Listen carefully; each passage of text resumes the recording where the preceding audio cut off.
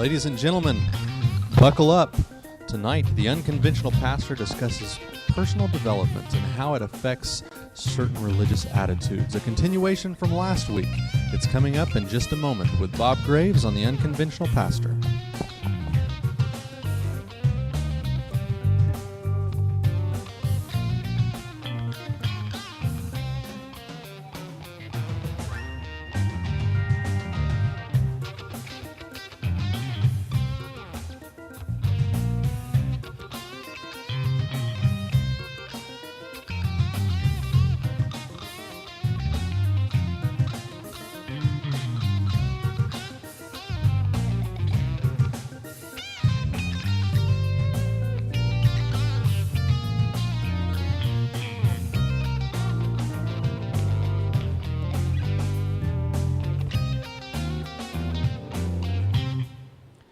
Good evening. It's Wednesday again, and tonight I'm going to continue on where I had dropped off last Wednesday, talking about various aspects of how stages of development and how they are either encountered for the most part successfully or for the most part unsuccessfully, can affect not just our personal development as human beings, but can later show up in the kind of religion that we begin to embrace.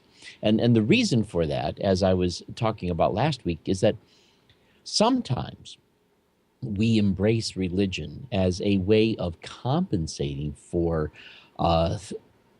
aspects of our development that are lacking, or that have been harmed or hurt, and sometimes we don't. This all depends on whether or not we find ourselves responding to the appeal of various different religious promises that might help promise us that there are certain things we can't manage well, and God promises to manage them well for us, and we're all for that. For example, I think one example of that is that there are a lot of people who believe that God orchestrates things in their lives in order to help them find the right house, the right job, the right spouse, and all that kind of thing. That God is somehow orchestrating their lives so that the things that are supposed to happen, or that God needs to show them, are the things that He will do that. And of course, I see that as a concept of God that is very appealing to people who do not feel adequate or confident that they possess within themselves everything it's going to take to make sense of their own lives. And, I was once in that kind of a mindset where many of the things that I believed were where I looked to God to make up all the difference in the world for things that I just had no ability to deal with. And that, God was going to take these things and make them happen. I suppose in some ways it was... excuse me, got some water down the wrong pipe there. I think that there were some ways in which I felt very awkward about dating, very awkward about things like that, and I think that I initially was along those lines that God was going to find me the woman that it was His will that I make my wife, and so I began looking for the person God is calling me toward. And of course, when you're busy doing something like that, you're looking for the signs or somehow a manifestation of the Spirit that demonstrates to you that this is the one, or whatever. And you're wasting your time doing that instead of becoming the kind of person who is capable of maintaining a relationship, becoming the kind of person who's capable of evaluating the wisdom in engaging in a deeper commitment in a particular relationship. And as a result, that substitute, I think, only seeks to prolong some of the developmental problems that a person might have, only because once you believe that God is going to be somehow, in some way, a compensation for your own personal lack of development, you now are following God in a way where you have to kind of make that work. You have to kind of interpret the story, no matter how it turns out, as being, well, that's what he wanted and that's what he intended. I mean, if God calls you to marry someone and it works out horrible and it's a lousy and horrible marriage, well, God was trying to show me something. And so I just need to figure out what it was I was supposed to learn. And when you do that, you can't learn what you really need to learn from the kinds of poor decisions you're making, because you're not owning them as your own decisions. I suppose that a healthier religion. Now, I'm certainly not going to get tons of agreement on this, but I've come to the point where, to me, a healthy faith is a faith where you don't need God. You get to have God, where your sense that God cares for you or that God loves you is, in a sense, bonus. But you still take responsibility for your own life. And there's many ways in which a proper life well lived is a proper life well lived where, in a sense, whether or not God is there is in terms of the wisdom and the sense of that life, irrelevant. It makes no difference. The difference that God makes in your life is that he is there, not that it changes the way your life is going to go. Your life is going to go the way it's going to go based on who you are as you face the challenges you face, as you deal with the situations that arise, and as to whether or not you possess at the time that they occur the mature enough skills to respond to them in a way that's going to be proactively useful. And if not, I don't care what you think God is supposed to do behind the scenes. It's really not going to go well, no matter what you might think or believe. Now, I might sound for a while there like I'm talking more like an atheist, and I perhaps am talking more like an atheist, but I'm saying this as a person who does definitely believe in God. But let's take a look at some of these things. We didn't get all the way through various different aspects of where things can go awry in our own personal development. We did talk a little bit about the adolescent. We started to get into the adolescent stage. And when we reach adolescence, we're at a point in life where we're going to start to develop a sense of self, where I begin to realize that I am, in some ways, just like everybody else. And in other ways, I'm quite unique. It's a complex, multi-layered reality that we find ourselves in, a complex sense of self, a complex sense of others. And there are so many ways in that, on many different axes, where we find ourselves, like I said, much like other people, and in any other ways, very much unique. And in other ways where we have a lot in common with some and not so much other. And we're developing a sense of self through an identity of the groups we know we do or do not belong to. And depending on how successfully we have done this, we will either align ourselves with people that we will find very useful in our lives, or we will align ourselves with people who are either living their lives through us, or we're trying to live our lives through them. And we're entering into a vicarious lifestyle. We're not really living our own life. This is the person who can very easily fall into a cult. They don't see where they fit in. And along comes a cult and gives them a place to fit in, even in an assigned role where the leader of the cult has more control over where it is they fit in. And these decisions they need to make about where they fit in are no longer decisions they have to worry about or deal with. And what a great relief being in that cult can be. There's other various ways, overly identifying with your group. It's important, I think, that we do identify with various groups of people. There are things that really are a part of us that are really a part of other people too. And it can be helpful if we're connected to people like that. I mean, I'm a musician. I found, it very helpful for me to, from time to time, hang out with other musicians. And I find myself influenced by other musicians. And oh my goodness, I should share this. I hadn't thought of sharing this. Um, Last Saturday night, I had a blast. I went up to Cazenovia, New York, and while I was up there, I saw a small show, and I was hanging out after the show for a couple of hours with the performers there, and uh, invited by some people who knew me to come on up and be a part of what was going on there. And I'm hanging out with people who knew the Beatles, knew the Rolling Stones, and jammed with them. And it's like, you know, I I grew up as a kid loving the Rolling Stones, loving the Beatles, being a huge fan of, and to finally be kind of shoulder to shoulder and posing for pictures arm in arm with other musicians who'd actually worked with and known the Beatles and the Rolling Stones was weird. But anyhow, I'm certainly not going to live my life vicariously through the Beatles. But nonetheless, being connected with other people who are musicians is something that other musicians do, and it's a useful thing.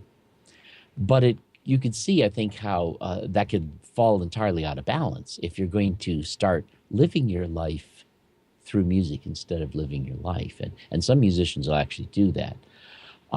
Unfortunately, some people who are great songwriters can sometimes even do that. Investing yourself into the music is a way of avoiding investing yourself in a real life. And if you're successful at your music, you can make enough money to get away with it. If you're not, you're going to starve. But anyhow, it is during the adolescent phase that, depending on how successfully we've dealt with various earlier phases, we will find ourselves either developing in a sense where we're without really knowing necessarily, and you certainly don't know at 12 or 13, but without really knowing necessarily how it's going to work out, you approach this phase of life either feeling, well, it's gonna be okay. I'm gonna do this, and I can do this. I don't know exactly how, or you're gonna feel stressed out, challenged, unable to, and uncertain you're going to meet this task, and it can be anywhere within that continuum. And depending on where you are in that continuum, the kind of religion that might appeal to you if it comes along can promise to make up the difference there.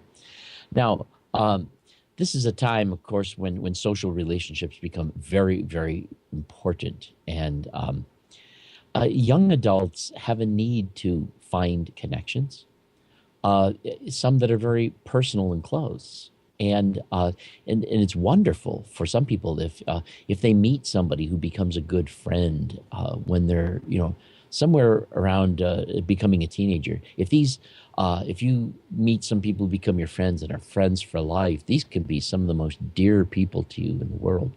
And some of the greatest friendships can begin that young. Not to say that you can't have great friendships with other people that are developed later, but that can be in a very positive way. Some great friendships that come out of that, because that's a time when we first begin to, before you're a teenager, you might have good friends, and it just goes, well, yeah, he's got a great bike, and I like his Tonka toys or something. But when you become a teenager, there's actually your friends are actually going to be people with whom you connect with more on a personal sense of identity.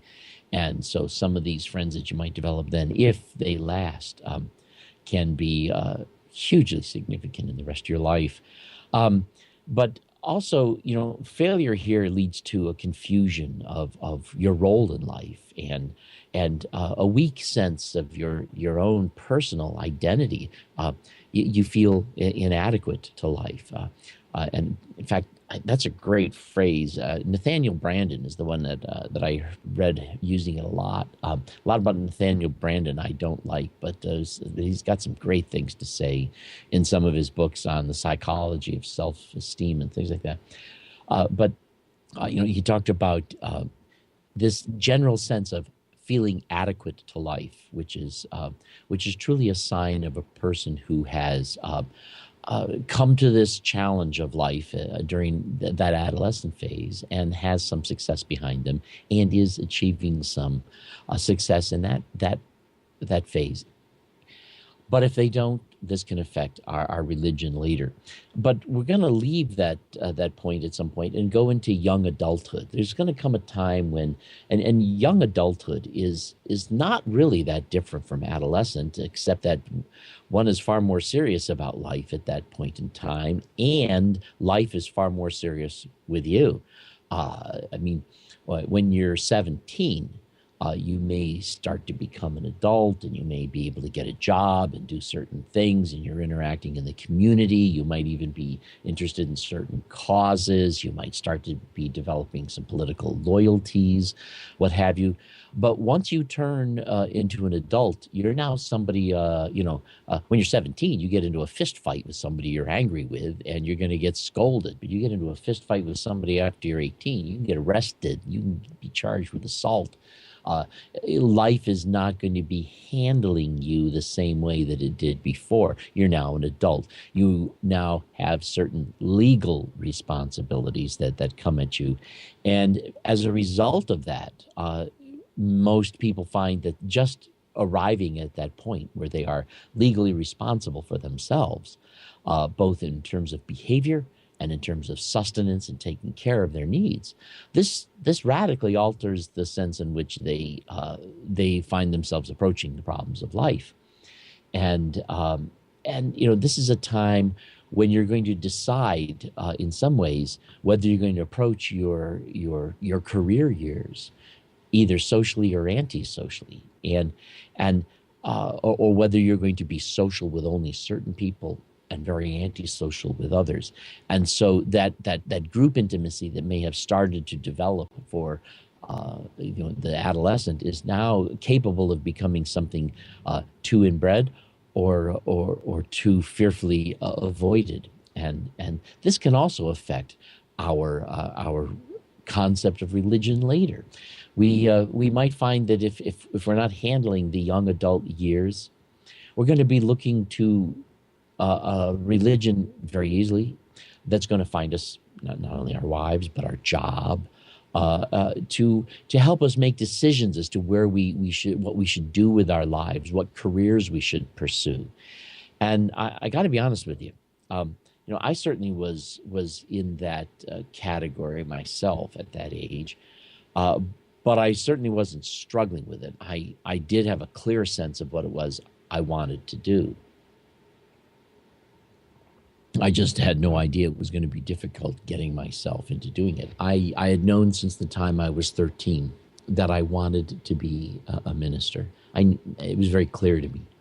I wanted to be in a role where who I was, what I was doing, what I was saying, what I was teaching, where I was working was going to in some way help other people find God, to know God. And I knew that that was my sense of who I was going to be. Even wrote essays about it, I remember, in high school. I had some teachers even comment to me about it. But when it finally worked out, of course, a lot of the other unsuccessful aspects of my own personal life found me to a person who became very engaged in the fundamentalist movement, which in many ways was familiar to me because it had a similar judgmental criticism that I'd grown up with under my father, in a very similar style, where the style of fundamentalism is not just to be critical and denigrate people, but to be critical and denigrate them because you love them, and that is in many ways the personality style of a lot of fundamentalism. but it was not just that, but also the need for a sense of certainty and stability that particular paradigm was promising me. And so in my young adulthood, this was for me a very easy answer for what might lead me to what I thought would be stronger relationships, take care of the sense of loneliness, the lostness of sense of purpose, or exactly how things were going to work out. And it gave me a comfortable sense of where I should open myself up with other people and in what ways I should be isolated. And I did become quite isolated. In fact, even as a musician, one of the odd things is to this day, when I hear music that came out of the 70s, I'm not as familiar with it. Bands that had their heyday in the 70s. Sometimes people will mention it, and I go, never heard of them. It's because I wasn't listening to music during the 70s. It was, as I understood it, sinful and evil, and I'd given up rock and roll, and I'd given up all my record collection. I even burned my guitars, for God, to be pure as a musician. Couldn't play those things that had done the devil's music, and that kind of thing. To show you how kind of cultic that can be. Anyhow, from there, we can move on towards other stages in life, depending on how successful things have been, of course, in the past. We get to the point where we reach, what we understand as middle adulthood. Middle adulthood, like all the stages of life, is not that much different than the stage before it, except that some perspectives are changing and force upon us different changes of attitude. It's at middle adulthood that we realize that my life is probably more than half over, that half of all that there will ever be is already done. And consequently, whatever I've done in life already, chances are I'm not going to do twice that now. I'm not only reaching a point where I recognize I'm at half past my life, I'm also beginning to not have the strength of my youth. I no longer have the physical motivation or the physical capability. I might still be in reasonable health, but I'm also at a point where I certainly can't risk certain things like I could when I was younger. This may be true both socially and financially. It's just the kind of thing that one, if you make a serious fumble with your finances when you're in your 20s and you learn from it by the time you're 30, you can make up for it. But if you're going to make some serious financial mistakes or go through some horrible financial distresses in your 40s and you don't handle it well, you're going to find this is going to be a real threat to your retirement years, and how you're going to deal with that. And so these certain realities, particularly in our culture, force upon the person who's in middle age a recognition of, okay, what really matters here? What is my productive purpose, and where I'm just or am I just going to be biding my time? And it's at this time that a lot of people will take on a far more serious sense of purpose, and others will actually start doing more things that demonstrate that they're coasting because they really don't feel a sense of purpose and they don't know what they're supposed to do. And work, parenthood, various other things begin to affect you. And this is a time of life when most people begin to, if it's been a successful dealing with these issues, they begin to recognize that love is far more important than like, that that rights, that humanity, that animals, that the earth, and this is a time when people realize that we're going to pass things on, and what we're doing has already had a huge impact on the generation below us and will continue.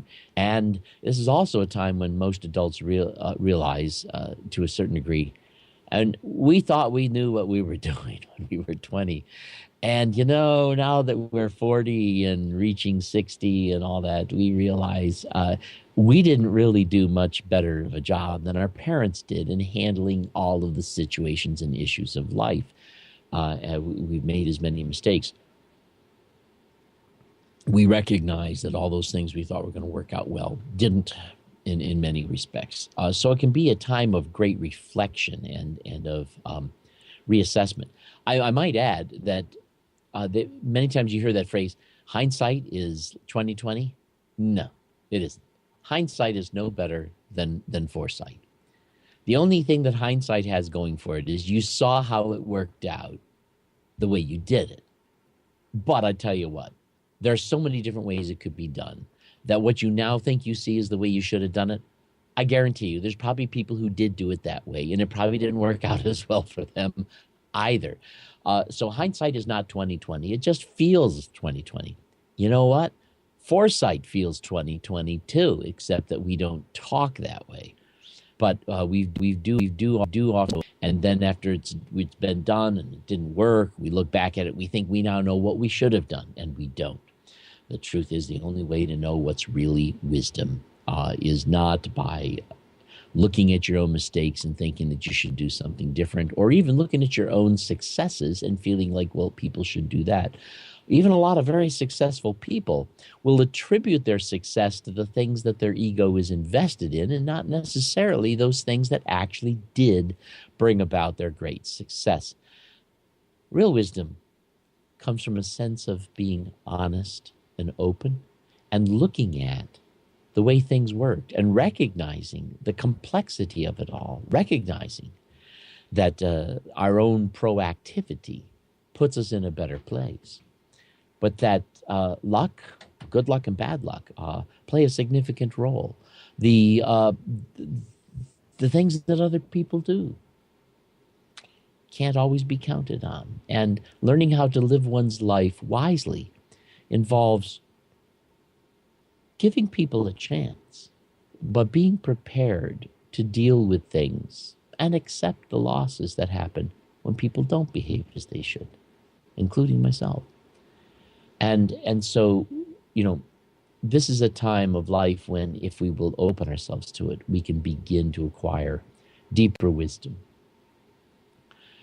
In a sense, chances are that at this point of life, the kind of religion that will appeal to a person based on how they handle this is not likely to be as abusive or as bad a religion in certain sense. But if this is another stage of life that follows after several other unsuccessful stages of life, this can be a time when a person digs in deeper to tell the story of the faith that they've already had. Or if they're going to go through some sort of traumatic shift, this may be a time when they begin to really dig in deep in a new direction from which they are going to be difficult to turn from if they so do that.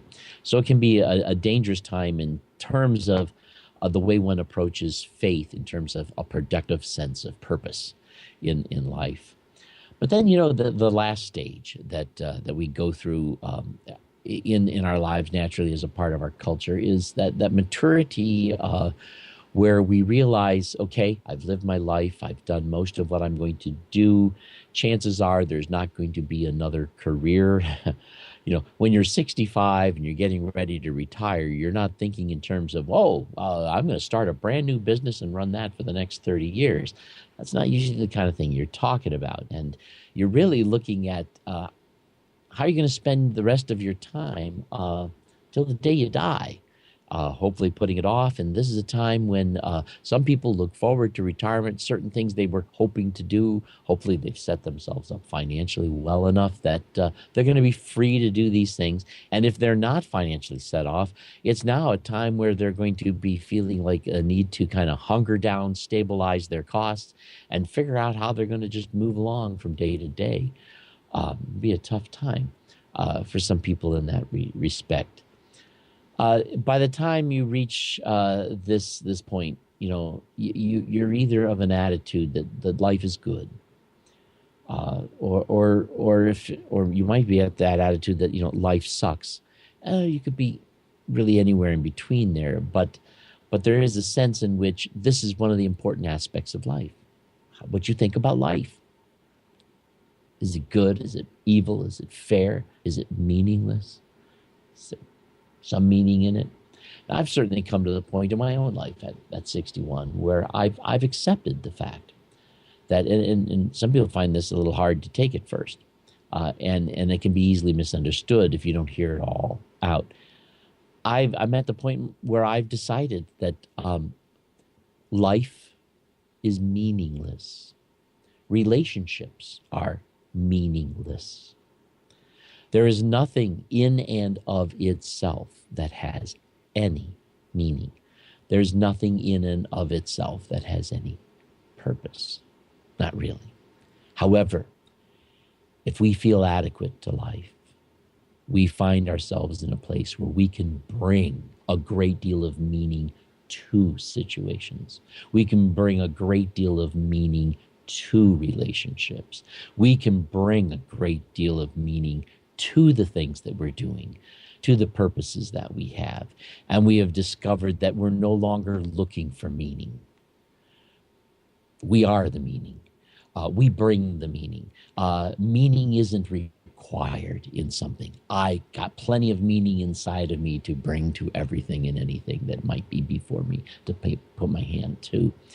And this is a sense in which life is seen as not only good, but a good opportunity for all. And even, sad to say, in ways that the young don't appreciate or realize what they really have lying before them.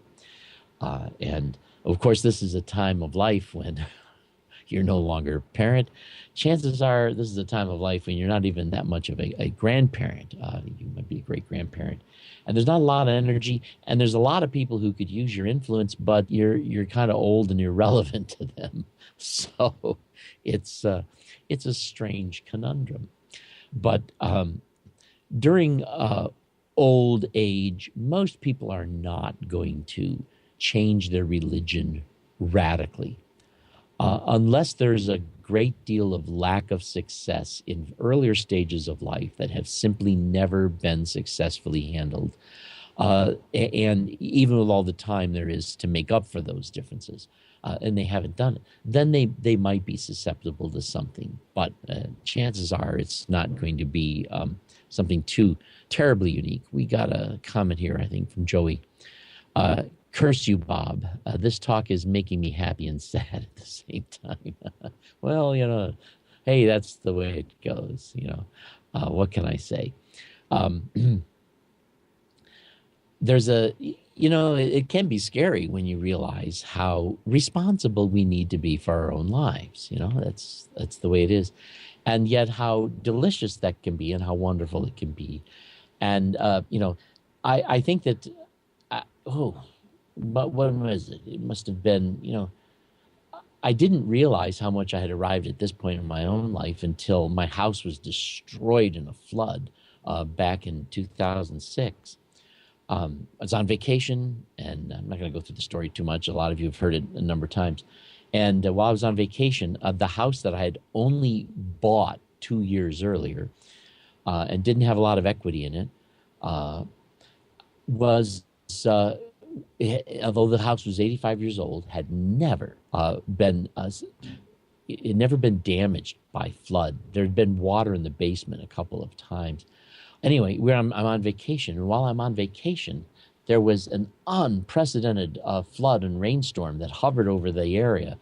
I can't remember now what tropical storm had come up north and just blocked other things that were moving out of Canada here in New York. And make a long story short, it rained almost nonstop for a week. It started raining on Friday when I was leaving town, in fact, and I didn't know it was going to continue on raining. But by Tuesday, the water had reached a point where it was 4 feet shy of the roof of my house, and I'm away on vacation. I got a call, I think, on Tuesday that it was happening. And of course, it was too late. I was several states away. There was no way I could even get home, and there was nothing I could do at home if I got there. But that experience, although I certainly hadn't anticipated it, I think for my wife and I, and we found ourselves feeling quite adequate in the sense that we responded to it. We didn't feel picked on. We didn't feel like God was punishing us. We didn't didn't entirely always know what we were going to do or how we were going to do it, but we just got up and every morning and we did what we could do. We tried to figure out what we needed to do, and we got to doing it. And we found that although we spent 5 years of our lives rebuilding that house and trying to we couldn't get out from under it. We couldn't sell it. I couldn't afford to buy two houses and pay for both and only have one.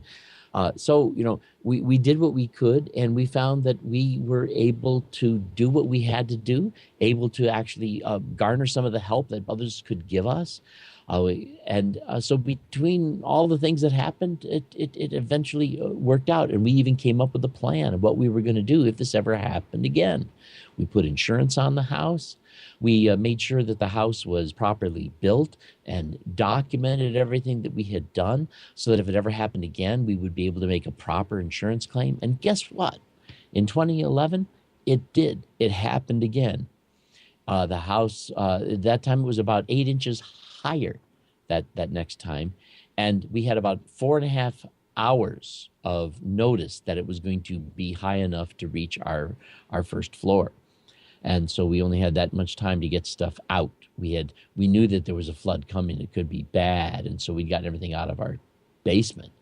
But now we had to get stuff out of the house, and we had 4.5 hours. We rented a truck. We did this. Make a long story short, we dotted all our I's. We'd crossed all our T's. We were properly insured. We documented this. We documented that. We were proactive. We did this. We ended up leaving that house, fortunate enough, between good planning and just excellent luck, leaving the house without any debt, having an insurance claim that allowed us to go elsewhere and buy a house. And so here we are. We are here living. We're in a new house for us, and we're living here in some sense as if all those disasters had never happened to us. We found that when they came, we were up to it. And so although the last, since 2006, my life has been spent really restabilizing my living situation, I would have rather spent that time doing other things. But, hey, that's the way life goes. And we found that the meaning in life we had was being able to respond well to the situations that it brings to us. It wasn't necessarily, meaning in life wasn't found by being able to take ourselves and push ourselves in directions we had hoped we would end up going. No, that wasn't going to happen. Maybe it happens for some people. It wasn't going to happen to us, given the circumstances we're in. But we found ourselves adequate to meet those circumstances because we felt good about ourselves, and we had a plan. We came at it, and I think that during this time, we discovered that a lot of the things that were lacking in our lives earlier, many of these other stages of development where we hadn't come through them all that well, we had done enough work of going back and kind of redoing what hadn't been done. I spent time reparenting myself, as it were, so that I came to a point where my faith and my own personal development was one where all the things that hadn't gone well, we found adequate workarounds and adjustments and modifications so that we made life work, and life was working for us in spite of even all the tragedies that happened. And we lost our house twice, in a sense. One time uninsured, the second time, fortunately, insured.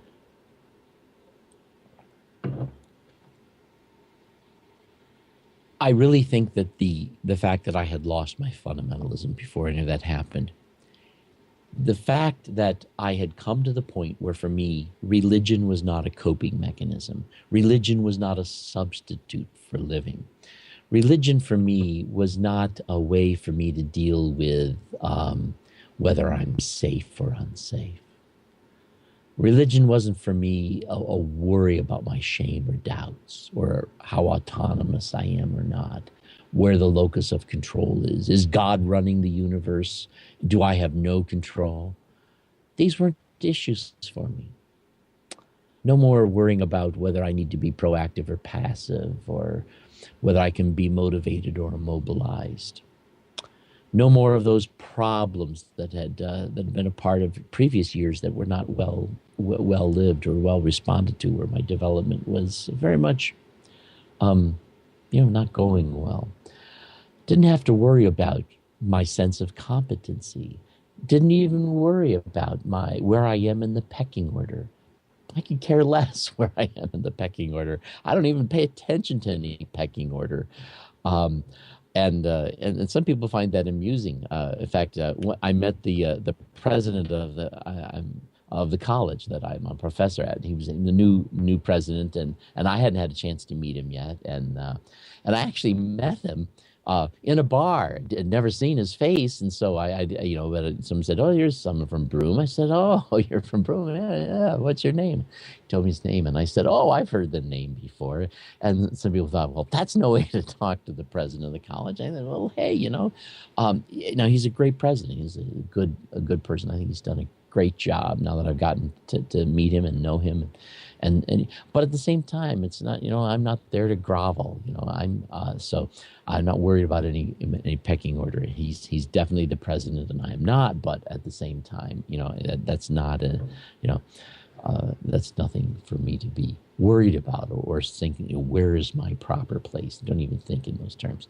I'm no longer at that point where, for me, religion is an attempt to find meaning vicariously through Jesus instead of having meaning in my own life. I'm at that point where I don't worry about being social or antisocial. I feel connected to the human race. I feel connected to the earth. I feel connected to people. I feel connected to myself. I feel connected to the people I know. I feel connected to people I don't know. I feel the pain of the problems of a lot of those connections. And the fact that love is not the dominant experience in many people's lives. That's, to me, very sad. Not worried about the productive sense of purpose, what my life has accomplished or what I'm going to do now in my as I approach retirement years. I'm basically, what I'm trying to say is that I've taken a look at all the stages of life that we tend to go through, and I've seen how my having gone through some of those earlier stages in a way where I didn't achieve the proper overcoming of those challenges in a way that left me in a sense of self and in a good way. How nonetheless abandoning all of that false religious crap that promised to make up the difference, and finding ways of owning my own life and making up any difference that could be made up by making it up, that I've come to this point now where I can be free of all of those challenges and those problems, and enjoy the fact that I've reached this point of maturity in my personal life and development, that I'm now looking at probably, I'll probably be teaching until they no longer want me, but I'm not worried about doing that past, say, the next 6-7 years. But it saddens me also, though, when I look at a lot of people and I see what strikes me as that a lot of the nature of religion really captures the way people have failed. Fail isn't the right word. Where the stages of life have been for them challenges that didn't go well, where they didn't acquire some of the sense of who it is they are becoming that could have been there. Now, in this, I say that I think it's important, though, that we turn back to this and we take a look at where we are ourselves, whatever your age is. And recognize that that faith can be a very dangerous thing, a very bad thing. It can be a very good thing. But I would encourage you to look for a faith where God is someone who, if you believe in God, you can just believe that He is. You can attribute to Him the creation. You can attribute to Him all that is out there. But at the same time, don't ever surrender the fact that this is your life. You're responsible for it. You're the person who has to make the decisions, and the decisions you make and the proactive role you take in it is going to radically determine how things are going to be going for you and for the people for whom you might have any responsibility, and for the people that you care about, for whom you may not actually have direct responsibility. And don't let religion become something for you that is a substitute for a life well lived. Seek to let it be something that is merely a sense of the spiritual dimension in your life, where you are comfortable with the presence and the love of God, and the encouragement that can be to you as a human being here on this earth, taking care of and dealing with the things you know are here and that you know exist. We have one more comment, and we're just about ready to close out our time. Let me take a look at this last comment. Oh, that last comment was merely my producer letting me know how the time was going. Well, I've kind of gone through this in the last two Wednesday nights, talking about these stages of development. In a sense, it's kind of like a little bit of human development and child psychology and adolescent psychology and young adult psychology and industrial psychology. All this, these different things thrown together. I would let us learn from these things that the human race has been able to determine and study and observe and take on wisdom, and find ourselves, if we're people of faith, people who have faith in a God who's not trying to play games with us or be cruel, but to recognize that we have that fellowship with God through the love and the presence that He has, and yet we are. I'll leave you with this, responsible for our own lives. And in a sense, that's a good thing. And one of the hardest things, I suppose, that was for me to learn, but once I learned it, life got so much easier, was this. Whoever you are, wherever you are, whatever the circumstances, who you are right now, where you are right now, what you can and can't do right now, that's all you really need to move forward from here. And oddly enough, that's a hard thing to accept. I'd like to have more. I'd like to have more ability. I'd like to have more money. I'd like to have more opportunity. I'd like to have more. Well, you don't have that. You have who you are right now, the way you see yourself right now, where you are in life right now, and with whatever opportunities are in front of you right now. And you can come to the recognition that as a human being, you possess enough adequacy, even if you don't know how that's going to express itself, that you can go to where it is meaningful to go by starting with a meaningful sense of where you already are right now.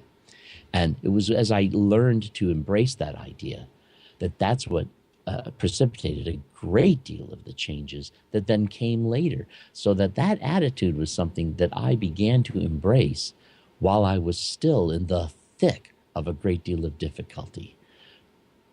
Everything in your future that's ever going to come is going to come from everything as it exists right now.